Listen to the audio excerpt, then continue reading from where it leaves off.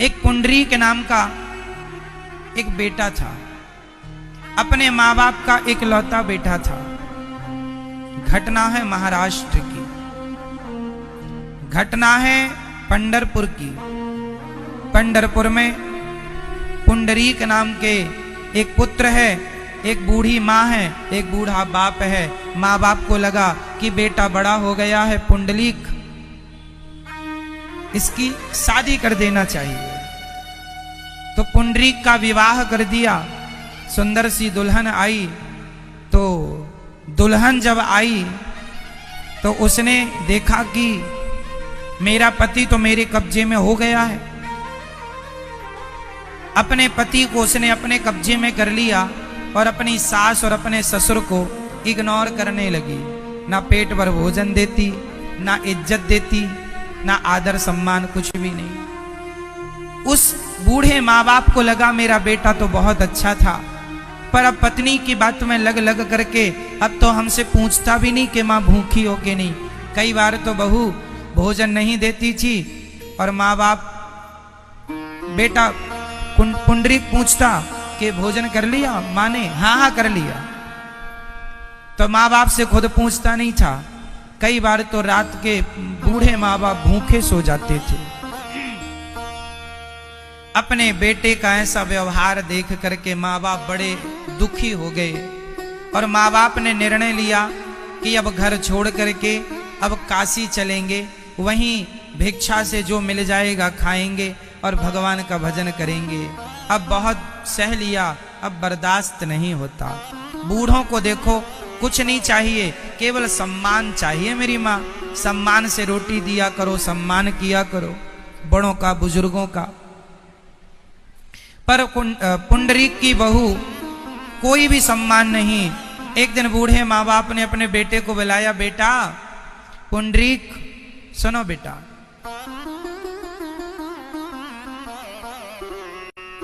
अब हम काशी जा रहे हैं, तुम बेटा बहू अपने खुश रहना, अब हमारा इंतजार ना करना, हम वहां काशी में ही प्राण त्यागने का सोचें, अब वहीं मरेंगे। बेटे को तो बड़ी अच्छी बात लगी कि चलो इनकी सेवा नहीं करनी पड़ेगी। बहू ने तो कहा बहुत अच्छा, वहीं मरो। गांव से कुछ लोगों की यात्रा जा रही थी काशी, तो वो भी संग संग चल पड़े। जो पुंडरीक की पत्नी थी उसने अपने पति से कहा, सुनो, हम सासू माँ के पास एक बड़ा सा हार है सोने का, उन्होंने हमें दिया नहीं है, लगता है वो हार अपने संग लेकर जा रही हैं, तो आप एक काम करो, संग जाओ और जहां मौका मिले तो माँ का झूला उठा के ले आना, उसमें हार होगा बड़ा, क्योंकि शादी में पहन रखा था, हमें तो दिया नहीं, किसी ने दे दिया होगा पहनने। शादी विवाह में माताएं किसी का जेवर मांग कर भी पहन लेती हैं, तो पहन लिया होगा। बहू ने देख लिया, अब वो पहन के वापस कर दी होगी, पर बहू को लगा ये तो सास का है। अब पति को पीछे पीछे चलाया। उसका बेटा चलता चलता वो भी काशी आ गया। काशी में गंगा के किनारे घाट पर दोनों बूढ़ों ने स्नान किया, कहीं जो प्रसाद मिला सो खाया। रात्रि हुई, दोनों सो गए पति पत्नी। तभी उनका बेटा आता है और अपनी माँ के बैग में हाथ डालता, और बैग में जब हाथ डाल के उसने कुछ खोजा, पर नजरें सामने थी, तो उसने देखा क्या, गंगा जी के जल से एक कोई महिला प्रकट होती है, बड़ी शुद्ध, गंदे कपड़े हैं, गई और उस महिला ने इसके माँ बाप को प्रणाम किया और प्रणाम करके फिर गंगा जी में चली गई। जब वो जाने लगी तो पुंडरीक ने रोका, अरे रुको रुको, आप कौन हैं? उन्होंने कहा, मैं गंगा मैया हूं। तो आप मेरे माँ बाप को प्रणाम क्यों कर रही थी? क्योंकि तेरे माँ बाप भगवान के बहुत बड़े भक्त हैं। तो आपका ये व्यवहार ऐसा क्यों? आप जब निकली थी तो कपड़े आपके गंदे थे, मेरे पिता के दर्शन करते ही आपके कपड़े शुद्ध कैसे हो गए? गंगा ने कहा, बेटा, जब तुम जैसे नालायक बेटे गंगा में स्नान करते हैं तो मैं गंदी हो जाती हूँ। तुम वही बेटे हो ना जो अपने माँ बाप की तो तुमने सेवा की नहीं, बल्कि माँ बाप की जासूसी करने के लिए तुम यहाँ तक आ गए हो। तुम जैसे नालायक बेटे जो अपने माँ बाप की सेवा करने की जगह उनकी जासूसी करते हो, तुम जैसे नालायक बेटा जब गंगा में नहाते हैं तो गंगा अशुद्ध हो जाती है। और जब तुम्हारे माता पिता जैसे महान लोग, बहुत सच्चे भक्त हैं तुम्हारे माई बाप, और जब ऐसे भक्त हम गंगा में स्नान करते हैं तो हम शुद्ध हो जाती हैं, गंगा पवित्र हो जाती है। भक्तों के दर्शन से गंगा शुद्ध होती है, संतों के दर्शन से तीर्थ शुद्ध होते हैं। हम जैसे पापियों का तो पाप ये तीर्थ धुलते हैं, पर संतों की पगधूली जब तीर्थों को मिलती है तो तीर्थ भी पवित्र हो जाते हैं। पुंडरीक नाम के उस बेटे को एहसास हो गया कि मेरे से बहुत बड़ा अपराध हो गया। तुरंत उसने अपने माँ बाप को प्रणाम किया। माँ बाप ने उठकर कहा, अरे बेटा तुम यहाँ? हाँ माँ, मैं आपको लेने आया हूँ, मेरा अपराध माफ कर दो माँ। वो बेटा अपनी माँ को अपने घर ले गया और अपनी माँ की इतनी सेवा की, इतनी सेवा की कि एक बार द्वारिकाधीश माता रुक्मणी के संग भोजन करके शाम के वक्त टहलने निकले थे। तो टहलते टहलते भगवान ने कहा, मैं एक भक्त के पास जा रहा हूं। तो भगवान बोले, मैं जा रहा हूं। तो रुक्मणी जी बोली, मैं भी चलूंगी। तो रुक्मणी जी भी चल पड़ी। रुक्मणी जी भी गई। तो गए तो वो पुंडरीक अपने माँ बाप के चरण दबा रहा था। भगवान द्वारिकाधीश बाहर खड़े हैं, बेटा तुमने अपने माँ बाप की इतनी सेवा की कि मैं प्रसन्न होकर तुम्हें दर्शन देने आया हूं। पुंडरीक ने कहा, प्रभु मैं दर्शन करने बाहर नहीं आ सकता, आप कृपया अंदर आ जाइए, क्योंकि अभी मैं अपने माँ बाप की सेवा में लगा हूं। भगवान बोले, मैं अंदर नहीं आऊंगा, तू बाहर आ। तो पुंडरीक ने कहा कि जब आप इतने दूर आए हैं तो अंदर आ जाएं, और यदि आप नहीं आ सकते तो थोड़ा आप इंतजार कीजिए, मैं अभी आऊंगा, दर्शन आपका करूंगा, पहले अपने माँ बाप की सेवा करूंगा। माँ बाप का वो पांव दबा रहा था और माँ बाप दोनों सो रहे थे। यदि वो हाथ उठाता है तो हो सकता माँ की नींद खुल जाए, इसलिए सेवा में थे। तभी वहां पंडरीनाथ उसने अंदर से ईंट फेंक दी बाहर की तरफ, ये ईंट पर खड़े हो जाओ, बारिश का मौसम था। तो भगवान ने कमर में हाथ रखा और अपने भक्त का इंतजार करने लगे। आजा जल्दी भक्त, बाहर आओ, पुंडरीक बाहर आओ। माँ बाप जब सोए गहरी नींद में, तब वो अपनी सेवा पूरी करके बाहर आए और भगवान का जब दर्शन किया तो भगवान ने कहा, बेटा तुमने अपने माँ बाप की इतनी सेवा की कि मैं तुम पर प्रसन्न हो गया हूं, मुझसे कोई वरदान मांग लो।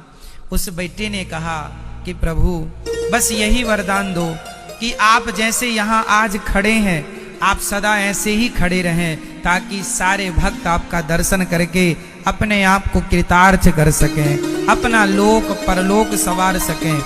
तो विट्ठल नाथ जी आज भी उसी हाल में वैसी खड़े।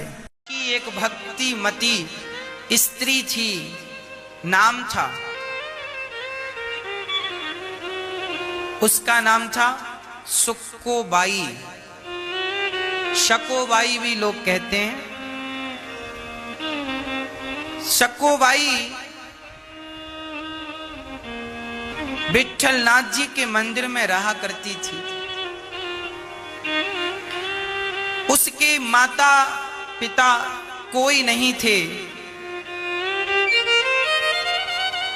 कोई छोटी सी बच्ची लाकर विट्ठल नाथ जी के मंदिर में छोड़ गया था। उसकी माता पिता नहीं थे, रास्ते में कहीं मिल गई तो कोई आ रहा था, शक्कोबाई को लाकर विट्ठल नाथ जी के मंदिर में छोड़ गया। वो वहीं पर रहने लगी। कोई देता तो खा लेती और विट्ठल नाथ के पूरे मंदिर में झाड़ू पोंछा का काम करती थी। भगवान के बर्तन धुलती थी। पुजारियों ने कहा अब उसका नाम हो गया शक्कोबाई। सब लोग उससे बड़ा प्यार करने लगे। ये कहने लगे कि ये विट्ठल नाथ जी की बेटी है, क्योंकि विट्ठल नाथ जी के मंदिर में रहती है। और सब पुजारी उसे इसी तरह प्यार करने लगे जैसे ये विट्ठल भगवान की बेटी है। और वो भी विट्ठल भगवान से बहुत प्यार करती है। अपना पिता कहती है, अपना भगवान कहती है। भगवान के बर्तन धुलती है सो भगवान के लिए रोती है। भगवान के मंदिर में झाड़ू लगाती है सो विट्ठल विट्ठल विट्ठल विट्ठल विट्ठल जाप करती है, केवल विट्ठल विट्ठल विट्ठल।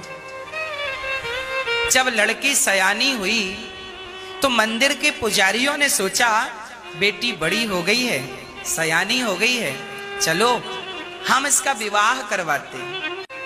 तो कोई बढ़िया सा 25 किलोमीटर दूर एक गांव था, वहां के नगर सेठ जी थे, बड़े आदमी थे, अच्छे पैसे वाले थे। उनके बेटे से शक्को का विवाह कर दिया। सारे लोगों ने, पुजारियों ने मिलकर बड़ी धूमधाम से विवाह किया। अब शक्कोबाई गई ससुराल। बहुत ज्यादा आयु नहीं थी, 17-18 साल की लड़की थी। विवाह हुआ, ससुराल में थी, वहां भी वो सब काम करती, झाड़ू लगाती, पोंछा करती, बर्तन धुलती। पर वो काम करती जाए और बस विट्ठल जी को याद करती जाए, मेरे विट्ठल विट्ठल विट्ठल, केवल विट्ठल जी को याद करती।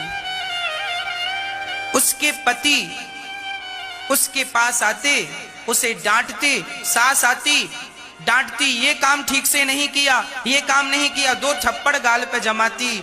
सास ससुर पति बिल्कुल विपरीत थे। ये क्या जप रही है विट्ठल विट्ठल। सब परिवार विपरीत था। कोई भगवान का नाम नहीं लेता था, कोई पूजा नहीं करता था। पर ये अकेली बिना किसी से कुछ कहे, सास मारती है सो मारती रहे, गाली देती है सो देती रहे, पति डांटता है सो डांटता रहे। वो अपना काम बराबर करती, जो जो कहता सारा करती, पर काम करते हुए वो भगवान का चिंतन करने लग जाती। एक बार रोटी बना रही थी कि तभी वो विट्ठल विट्ठल जपती हुई रोटी बनाई। थोड़ी देर के लिए उसका मन पंढरपुर चला गया, विट्ठल भगवान के चरणों का वो दर्शन करने लगी। तब तक रोटी जल गई। सास ने आकर इतनी मार लगाई, तेरे बाप का है रोटी जलाती है। और खूब मारा, क्या क्या ना कहा, पर एक शब्द नहीं कहा शक्को ने, एक बार पलटकर जवाब नहीं दिया। हद तो तब हो गई जब एक दिन शक्को घर के बर्तन धुल रही थी। सबके खा के, गर्मी का समय था और यही चैत्र वैशाख का माहौल था। सब लोग आराम कर रहे थे खाकर, और ये घर के बाहर आंगन में बर्तन धुल रही थी। तभी देखा कि गांव से कुछ लोग, संत लोग कीर्तन करते हुए जा रहे, विट्ठल विट्ठल विट्ठला पांडुरंग विट्ठला, सब कीर्तन कर रहे हैं। तभी ये शक्को को जब कानों में विट्ठल का नाम सुनाई पड़ा तो बहुत रोमांचित हो गई। अच्छा, यहां भी कोई मेरे विट्ठल का पुजारी है, कोई उनको प्रेमी है। दौड़कर बर्तन में, हाथ बिल्कुल काले थे धुलने में, वो धुल कर नहीं गई, तुरंत काले काले हाथ, गंदे हाथ दौड़ कर गई। संतों को रोका, कहां जा रहे हैं? अरे तुझे पता नहीं, विट्ठल भगवान के यहाँ जा रहे हैं दर्शन करने, हम सभी लोग जा रहे हैं। अच्छा, मैं भी चलूं? हाँ हाँ चलो। अब सब कीर्तन कर रहे हैं, विट्ठल विट्ठल विट्ठला पांडु। शक्को भी उस भीड़ में सम्मिलित हो गई, रहा ना गया और वो चल पड़ी। सारे संतों के पीछे पीछे विट्ठल विट्ठल जपती जाए, झूमती जाए।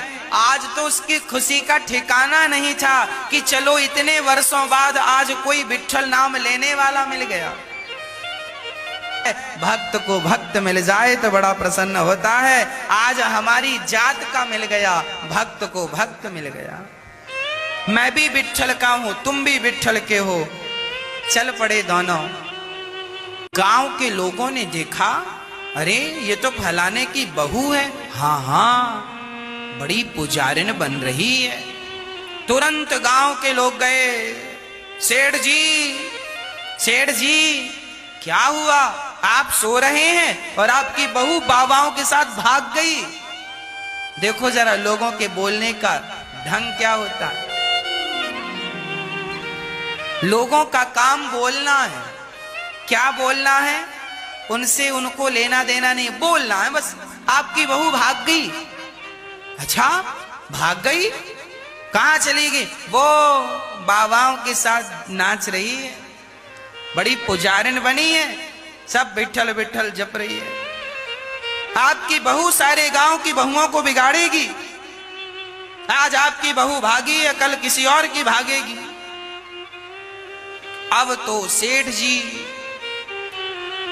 नगर सेठ घोड़े पर चढ़कर गए और जाकर घोड़े पर चढ़े चढ़े उसके बाल पकड़ लिए और बाल पकड़कर ना घोड़े पर चढ़े चढ़े घसीटने लगे। बाल पकड़कर, चल तुझे बनाता हूं भक्ता, चल आज तेरी खबर लेता हूं। घसीट कर सारे गांव के बीच से वो विट्ठल विट्ठल जप ही रही है। उसके मुख से विट्ठल का नाम छूटा नहीं और ससुर जी बाल पकड़कर घसीट रहे। लाकर कमरे में खंबे से कस के बांध दिया, रस्सियों से जो बांधा है।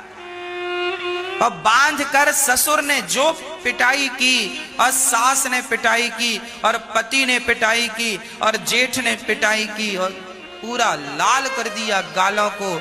जिससे जो बना जैसे बना खूब मारा। एक दिन गुजर गया, 2 दिन गुजर गए, घर वालों ने पानी नहीं दिया पीने को, भोजन नहीं दिया, परंतु वो अहरनिश विट्ठल विट्ठल विट्ठल। हे नाथ, मुझे अपने चरणों में बुला लो। हे प्रभु, क्या दर्शन नहीं दोगे? क्या कोई अपराध हो गया है हमसे? 3 दिन हो गए थे, आज उसकी हिम्मत टूट चुकी थी। तभी सास ससुर ने दरवाजा बंद कर रखा था, ना पानी ना भोजन, कस के बांध रखा था। और वो केवल भगवान से प्रार्थना करती मन से, हे नाथ, हे विट्ठल, क्या आपने मुझे विसार दिया? क्या अपराध किया है मैंने कि आप मेरी सुध लेते ही नहीं हैं? एक बार मुझे अपना दर्शन दे दो प्रभु, मुझे और कुछ नहीं चाहिए।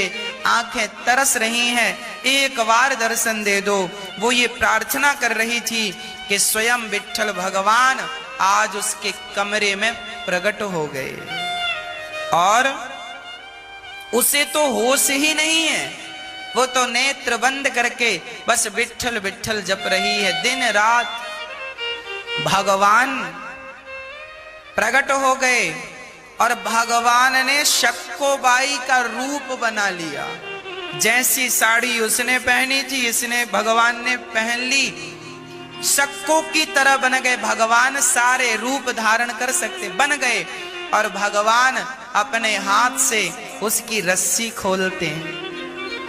खोलकर उसे बंधन से मुक्त किया और उसके शरीर में जो घाव थे उन घाव में भगवान ने मलहम लगाई और कान में कह दिया, सक्को विट्ठल से मिलना है? हाँ, विट्ठल से मिलना है, एक बार दर्शन करना है। मेरी कोई चाहत नहीं है, कुछ मांगूंगी नहीं, बस एक बार आंखों को केवल दर्शन करना है। तो ठीक है। भगवान ने शक्कोबाई को पकड़कर घर से बाहर कर दिया। बोले चली जाओ, देखो लोग जा रहे हैं, जाओ। अब तो फिर वो दौड़ पड़ी विट्ठल विट्ठल, और यहाँ भगवान सक्को का रूप बनाकर उसके घर में उसी रस्सी से ज्यों की त्यों बंध गए। भगवान को लगा यदि मैं नहीं मिलूंगा सक्को के रूप में तो इसके ससुर फिर से पकड़ कर ले आएंगे। तो भगवान सक्को की जगह बंध गए। सास ने दरवाजा खोला और जाकर सक्को के गाल में 2 जमाया थप्पड़। उस समय सक्को नहीं थी, भगवान थे, और उसने 2 थप्पड़ जमाए, वापस आ गई। थोड़ी देर बाद पति गया, उसने भी जमाया, बड़ी भगत बन रही है। और यहाँ भगवान बंधे हैं, अपने भक्त के लिए भगवान को लातें खानी पड़ती हैं, तो भगवान अपने भक्त के लिए सब कुछ सहन करते हैं, बातें भी सहन करते हैं, लातें भी सहन करते हैं। किसके लिए? केवल भक्त के लिए। दासानुदासो भवितास्मि भूया अहम भक्त पराधीन यस्वतंत्रिवद्वज।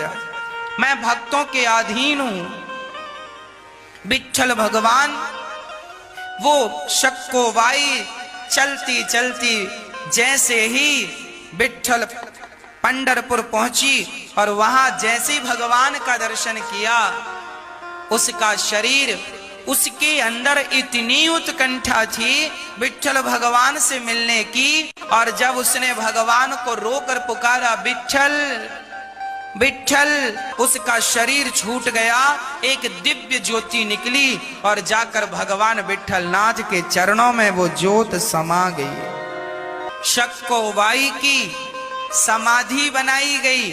आज भी पंढरपुर में भगवान विट्ठलनाथ के प्रांगण में आज भी सक्को की समाधि। जब उसके ससुर को पता चला कि तुम्हारी बहू तो पंढरपुर में प्राण त्याग चुकी है, बड़ी भक्ता थी, भगवान के लिए रोई। ससुर जी ने कहा पंढरपुर कैसे जाएगी, मेरी बहू तो घर में बंधी है, मैंने बांध रखा है। ससुर ने कहा अभी मैंने 10 मिनट पहले उसे 2 थप्पड़ जमाया है, वो इतने जल्दी कैसे पहुंचेगी। पर अब की बार जब जाकर देखा तो भगवान भी बंधन में तब तक ही थे जब तक भक्त बंधन में था। अब तो भक्त बंधन से मुक्त हुआ तो भगवान भी बंधन से मुक्त हो गए। भगवान चले गए, किसी को वहां सक्को नहीं मिली। ससुराल पक्ष के जब लोग गए, देखा ये तो हमारी बहू है, उसके शरीर में घाव के निशान भी थे। अब तो विश्वास हो गया कि भगवान भक्तों के लिए बंधन भी स्वीकार कर लेते हैं। भगवान का प्रेमी, भगवान का भक्त यदि भगवान से प्रेम करता है तो भगवान उसके लिए बंधन भी स्वीकार कर लेते हैं। और भगवान माता सक्को के लिए बंध गए। ऐसे भगवान हैं। एक भिखारी ने कुत्ते को पत्थर मार दिया तो कुत्ता राम के पास आया, राम से कहने लगा अच्छा राम के जमाने में पेड़ पौधे भी, कुत्ता बिल्ली भी बात करते थे। हाँ, बात करते थे उस जमाने में। राम जी से कुत्ते ने कहा राम न्याय दो, न्याय दो, न्याय दो। क्या न्याय चाहिए तुम्हें? कुत्ते ने कहा मैं तो जा रहा था और मैंने भिखारी को देखकर भौंका तो भिखारी ने इतना बड़ा पत्थर मुझे मार दिया है, देखो खून निकल रहा है। राम जी ने कहा बुलाओ भिखारी को। भिखारी को बुलाया गया। भिखारी से राम जी ने, देखो राम का न्याय देखिएगा, न्याय पद्धति राम के जमाने में क्या थी वो सुनिएगा। राम ने भिखारी को बुलाया, भिखारी आया। राम जी ने भिखारी से पूछा क्यों तुमने इस कुत्ते को मारा है? भिखारी ने कहा हाँ मारा है। राम ने कहा क्यों मारा?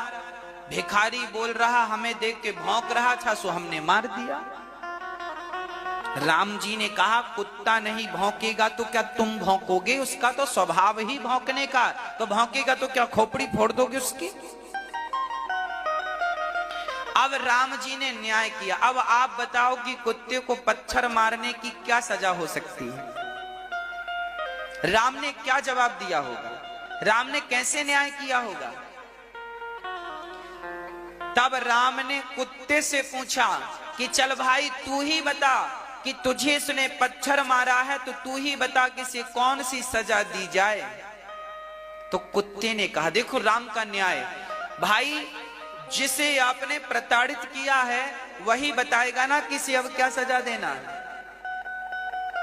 तो कुत्ते ने बताया कि इसे फलाने जगह का नेता बना दो, मठाधीश बना दो, आज की भाषा में कहें तो नेता बना दो। राम जी बोले, अरे भाई कुत्ते, तुमने तो इसे नेता बना दिया, अब ये तो और चकाचक हलवा पूड़ी खाएगा, इसे सजा छोड़ी दी है तुमने। तब कुत्ता बोला, राम जी आज मैंने इसे जो नेता बनाया है ना, पिछली बार मैं भी वहीं का नेता था, पर नेता बनकर मैं दूसरों का हक खाता रहा, दूसरों का अधिकार खाता रहा, दूसरों के नाम पे पैसे आए तो खुद खा लिया, खाता रहा, तो मैं पाप के कारण कुत्ता बना।